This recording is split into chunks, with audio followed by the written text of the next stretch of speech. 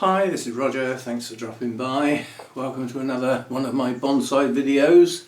They are very thin on the ground, quite a rare event. The reason is, I've only actually got 15 trees. And some of them have already had their spring trim and they're sort of tidy up and everything, so we don't need to look at them again for a while. So I don't do many videos. However, this tree, this is Xavier's fault. Absolutely out and out 100% Xavier's fault, because I was scrapping around on YouTube. You have a look through the people you're subscribed to and see what videos have been posted, and he had some guests in the garden. And I thought, oh, that might be interesting, some chatting and stuff like that. But the sort of title led me into it, and it was about giving up. Now, it was a bit misleading because it was giving up bonsai as opposed to giving up on individual trees. I'm sure we've all done that now and again. And that brought me to here. No, I'm not giving up, but I have thought about it. Now, once upon a time, this was my favourite and my best tree. Now, this is a Yamadori Scots Pine. It was collected. It has a story behind it. I'm going to drink some of my wine, because I usually end up holding it and not drinking any of it. But I want to get it out of the way, otherwise it's going to have pine needles in it. So we'll put that somewhere else, there. And we'll pull this forward so that the tree can spin round totally.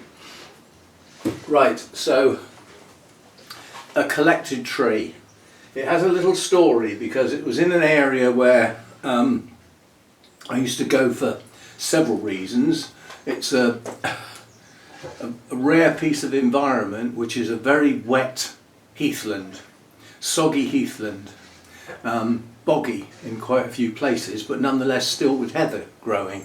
And I got permission, although I doubt if that permission still stands nowadays, to actually collect some trees on the grounds that every few years a gang of volunteers went through the whole area and either cut off or pulled out every pine tree to keep it in its current environment, which is heathland. Because if the trees were allowed to grow, it would change its environment and it wouldn't be heathland anymore. So they were going to get pulled out or cut off anyway, so the guy said, help yourself, but he said there is a condition. You can't let anybody see you do it, because I will get the public phoning up the forestry and saying somebody's stealing trees. So he said you'll have to do it in the dark. That was fun. 3 o'clock in the morning with the light of my phone, and every time a car came along the road, that was 150 metres away, you just turn the phone off quick. Otherwise there's somebody out in the field with a phone, they're up to no good, Anyway, so this tree was on the other side of the road, which is a nature reserve, so obviously don't collect anything there. And it has a lot of sphagnum moss ponds. It's a very dangerous place if you're an idiot and go walking out there. You keep to the paths, that they're raised, so that they, you don't think. And the thing is, the sphagnum moss ponds don't look deep, but you can disappear. Some of them are 7 or 8 foot deep, they're hollows. And the sphagnum moss sits on the top and forms like a platform. It's a dangerous place if you don't know what you're doing.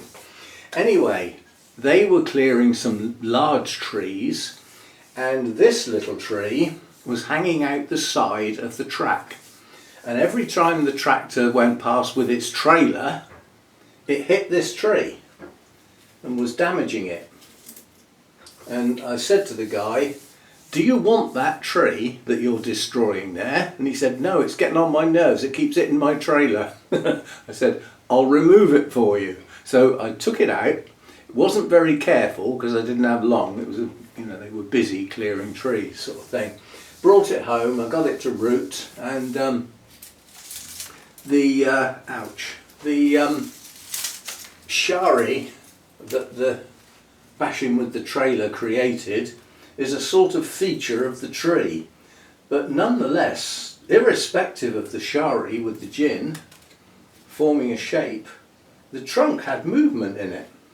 Now, work has been done on the branches but there was enough branches in places to actually make something of this. I mean, it was only about that high when I got it. It has grown a lot since then. It's one of my oldest. One of the trees I've had the longest. I don't know how old it is, obviously, because it came from the wild. And it could have been hanging out of that track for ages, because the soil in that area has literally no nutrients. It's just rubbish, you know. So the little saplings that take a hold, they don't grow much. You can get 10-year-old Scots Pines there that are only half a metre high. And they've got gnarly trunks and everything. They just don't grow because there's no nutrients. So anyway, this was the tree. Now, it was my favourite tree, and it's gone downhill last year.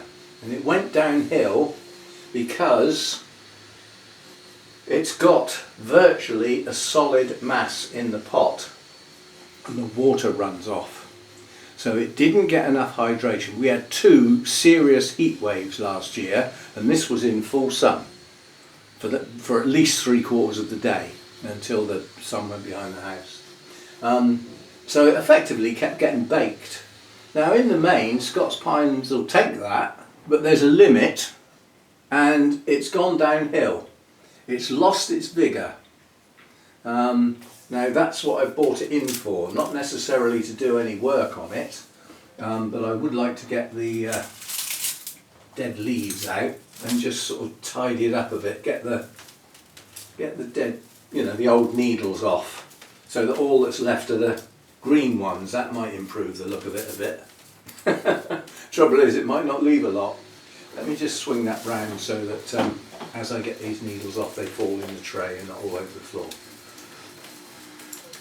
But there's branches, quite a lot of branches have actually died and they've got no needles left. So it is losing its vigour quite badly. And that's the job today, is to try and recover it. I'm probably not going to take anything off, because when you get a tree like this, you're never quite sure where it's going to shoot out. If you can reintroduce some strength and vigour into it, which is going to get done by feed, and some work on the pot, then you don't really want to remove anything, because you never quite know where it's going to shoot out. And you know, you could be removing the one place where you're going to get some new shoots out the side. Scots Pine is pretty good at producing shoots, sometimes back into quite old wood in places, but I just want to tidy this up. Now the top of the tree still has some good buds on the ends of the shoots. I mean, it's also got some shoots like this, which are nice strong ones, but they're odd. There's only a few of them, there's not many. So yeah, we've just got to be a bit selective. And this is a tippy toe job. This is a tall tree. And I don't like working outside. There's lots of neighbours and things around, and they already think I'm nuts if I go out there. To them, it would, you know, because they're behind the fence, they can't see me. They would think I'm talking to myself, which in effect I am, aren't I? It's only a camera there. There's no real people. Hopefully there will be later when we post. But yeah, that's all I'm going to do, is just remove the dead leaves and the tangled up leaves off that dreaded oak tree next door. It's just a major nightmare. In the autumn, all the acorns and the leaves come off and swamp the garden. I get little oak trees coming up in the spring everywhere. They even grow in the cracks in the patio. And it takes a long time to get that cleared up. And I can't leave it on like my gravel beds that are planted with ground cover and things like that, because it swamps them. You know, and then you get a rainy spring like we had this year, rainy winter and spring, all those leaves get soggy and start rotting things underneath. So, you know, it's a pain, real pain. And then this time of year, you got the pollen and the catkins, the flowers effectively. It absolutely covered my car. There's no point washing it, they just get covered again. So it's the bane of my life, that tree. And unfortunately it's got a preservation order on it, So not even the owners can do anything about it, because I did chat to the owner once and they said, you know, we would love to get rid of it because it provides a lot of shade for part of the garden where we don't want the shade really, and obviously they get all the leaves and everything on their lawn and everything, so but it's got a preservation order on it, so there's nothing they can do. Anyway, I was thinking, you can put your comments if you like, this branch here does look like the first branch. The theory of the shape of this tree is a wind-swept tree on a mountainside, and all the weather comes in from this side, so the tree sort of leans into it, fighting against the weather, and it sort of loses the battle down this side, but because this is on the leeward side, it grows better. Yes? I'll be back, that's my phone. Sorry about that. Where was I? Yes, we've got some reasonable budding to progress in the top area, so I'm not too worried about that. There's even some back budding in places, so that part of the tree will be okay. The canopy keeps its shape quite nicely, and it's kept in shape if necessary with a bit of wiring to keep things in, if you know what I mean. Now this lower branch, I'm thinking that this, because it's so weak, it's never going to be any good, I don't think. I was thinking of just taking it off and turning this bit into a gin. It would sort of go with the story that this is the wind-swept, harsh side of the tree that faces the weather on the mountainside. It would sort of work with the story, and it's never going to be a good branch, that's for sure. It's not even a real branch, it's actually a branch off of this one, so it's not. The idea was to make it look like another branch, but I don't think it works. I think it might be better as a gin. I'm not doing that now. And then round here, this one here is quite a nice pad. It's got some negative space through here, although we do have encroachment here, so we might have to do a bit of trimming here. I want that space. I need that space there for this tree to work, the same as I need this space here. Now obviously the lowest branch here is a little bit weaker, so I don't have to worry about this encroaching to any extent, but this one definitely is, so we might have to do a bit of trimming. But that's not what it's in here today for. What it's in here today for is that when I water this, because the level of the media is right up to the rim of the pot, the water runs straight off. And also, because the tree is relatively weak, it needs a good dose of feed to get these buds going. So my idea is to get this moss off, because that doesn't help. This type of moss gets down into the media, does actually go down in quite a long way, and it forms like a mat, and that stops the water getting in. God, look at the mycelium, absolutely full of it. That are good. Pines need that in the media, because it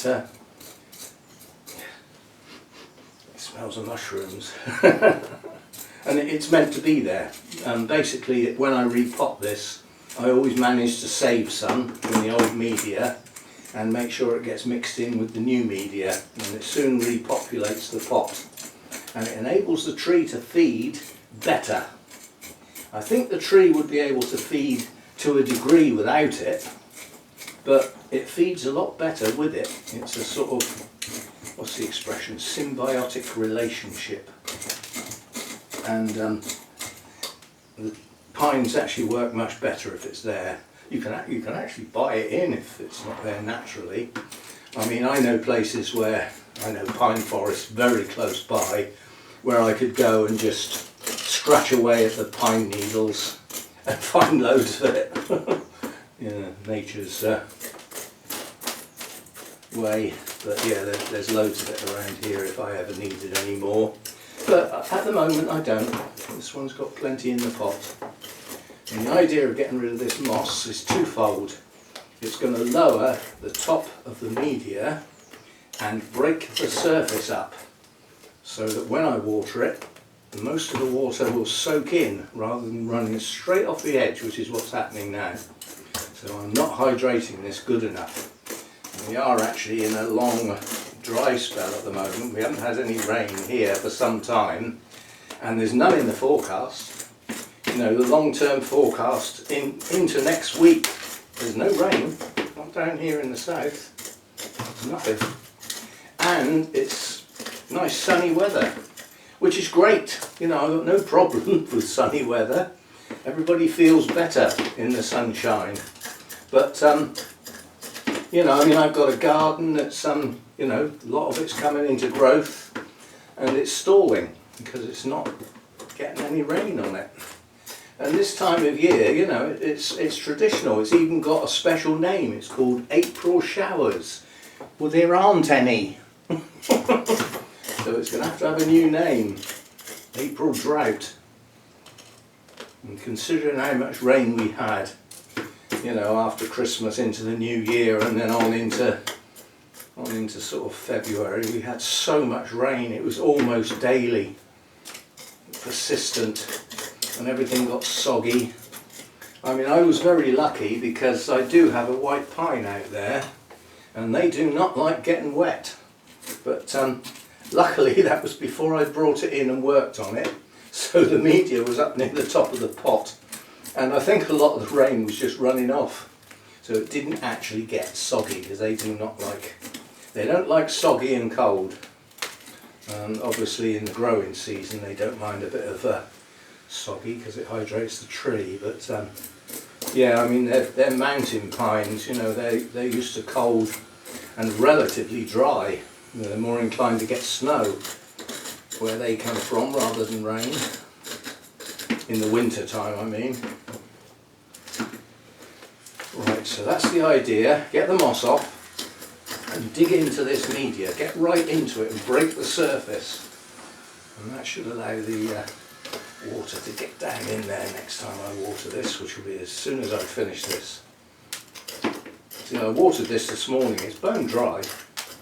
Half the water just ran off. It runs off because this is up on some staging. It runs off, and I got a lovely crop of weeds underneath where the water runs off. So I have to start putting some feed in the watering can soon as well. Get everything into active growth. But this one, it's important to get this one back into growth because it's gone weak. It didn't do very well last year at all.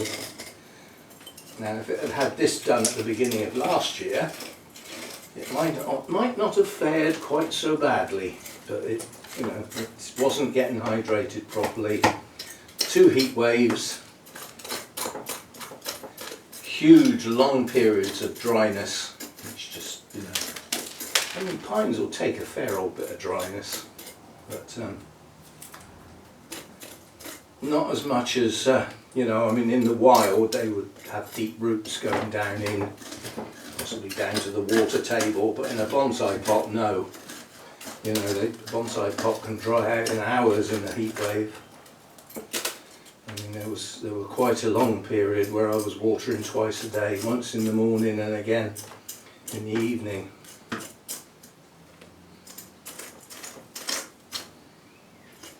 Right, that's got most of it. Never get all of it, and it will come back. You know, it always does. You never get rid of it. I thought of a way that might get rid of it, is to actually get some weed killer that kills green. Not the sort of stuff that gets down into the roots. I wouldn't risk that on top of the bonsai pot. But the sort that just kills green and then sort of gets deactivated when it hits the soil. And get some of that and a paintbrush and paint it on so that it only gets on the moss, doesn't get anywhere else and doesn't get down in the pot. And I wondered whether that would do the job. Right, that's broken up the surface, got rid of the worst of the moss. Now we get down deep, make sure we really have broken that surface.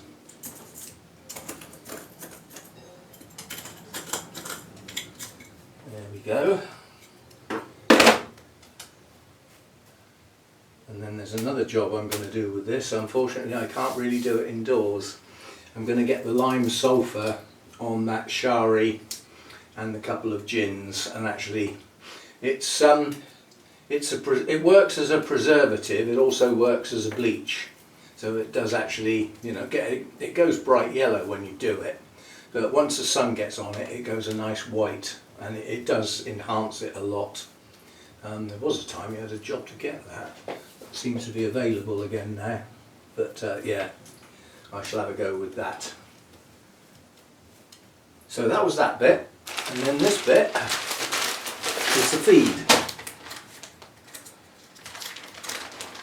When you read the instructions for this, not that I take much notice, you know, it says sprinkle a small amount. I've got a handful here. That's what it's getting. It needs a lot of feed, and it needs it consistently round the whole pot. You have to bear in mind it dissolves pretty slowly, and then what I do, smelly stuff, is push it in and try and get it below the surface if I can. And the reason for that is it has a tendency to go mouldy, and if it's below the surface then it doesn't, or if it does you don't see it. It doesn't spoil the look. Right, so that's now going to get a good soak, and hopefully it'll start holding a lot more water, and hopefully we'll get some strength back in the tree as the season progresses. As I said, I don't really want to take any off because I don't quite know what it's going to do once it starts getting that feed up into the tree, which is, you know, geared up to let's get the hydration working and you know, get the feed up into the tree via the hydration.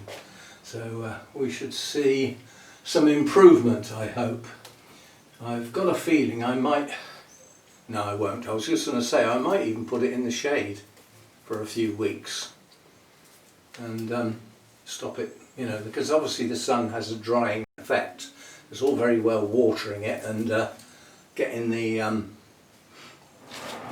slow release fertilizer working, but you know, if it's drying out too quick then the roots are not going to get a chance to take that in fully.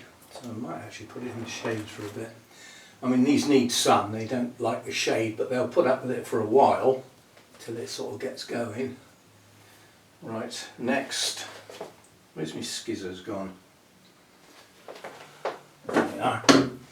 I can see a few things like this. There's no point in that being there. It's a crossing branch as well. Leave that one. No point in that being there. Just looking for things that, you know, that they are dead and gone, and you know, they cross over in places where they spoil the look. So I'm just having a little tidy up. I'm not going mad. I did wire this once quite dramatically. It stayed on for a while, and then you take the wire off and it goes boing and half of it springs back where it was before. But basically the pads are reasonably well established now. They do keep their shape, and I mean that is the basic shape of the tree, coming up the side there, over the top, and then down this side with the distinct pads, which this bit is spoiling at the moment, so we'll have to think about, yeah, I can bring that down. I can bring that down to become part of the pad and get my negative space back again, because I want that. Then you get some parts of the tree like this that are, you know, growing well with nice bright green leaves. So we need to get some oomph back into it, so we'll get some water into it, and I'm going to do the lime sulphur now while I think of it. I meant to do it in the spring last year, and I meant to do it many times during the year. And did it get done? Did it hell? So it's going to get done now, but it needs to be done outside. The fumes are quite powerful, so I'll get that done outside. And I'll see you next time. As I said, this is, It's one of my better trees, or it was. It doesn't look quite so good now, but if I get this back nice sort of white and showing, that'll help. And as I said, if it starts coming back into some serious growth and we start pushing buds in places, and we'll see how we go. I'm not sure what I will do with the candles this year. I think they might get left to grow and left to expand and produce their needles, because obviously the greenery is that's the solar panels for the tree, and it's lost some of that given the size of the tree. So I might actually just let the candles grow this year and just take out where there's an excess. So like when there's 3 or 4 on a single shoot and they're strong, you know, that can go down to a couple, and the 2 that are left can go in half. But the ones that are weak can be left to grow, put a bit of strength back into the tree, and we'll see how we do. Right, so that's that one. So we don't get to see this one very often because I don't work on it very often. But we'll brighten up this gin, this little one here, and the shari itself, complete with its little bit that sticks out. I quite like that bit actually. It's where there was a branch once. And that's really part of a mountain tree. You know, the story of the tree, you know, being hit by the weather and everything, is that branches would have died back. You know, and that's why I think this would do better as a gin, because it's never going to be a good branch, it's too weak. So I might do that while I'm outside. But if you do a gin, you take the bark off and everything. It needs to dry off a bit before you apply the lime sulphur, because it's obviously quite wet when you take the bark off, if it's a live branch. So anyway, I shall see you next time. Thanks for dropping by.